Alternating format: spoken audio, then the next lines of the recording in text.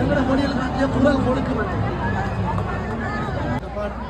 எனக்கு எங்களுக்கான ஒரு ஆட்டம் இருக்குதோ அங்கதான் நாங்கள் அடிச்சு நாங்கள் வெளியாக காட்டணும் ஆசை.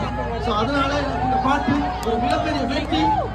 சமய பாடல் தாண்டி தமிழ் பாடல், தமிழுக்காக பாடல்கள் நான் பார்க்கிறேன்.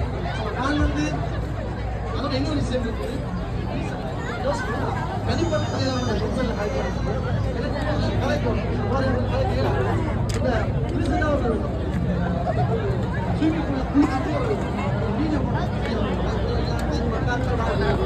Wait, Army. கையில போட்டு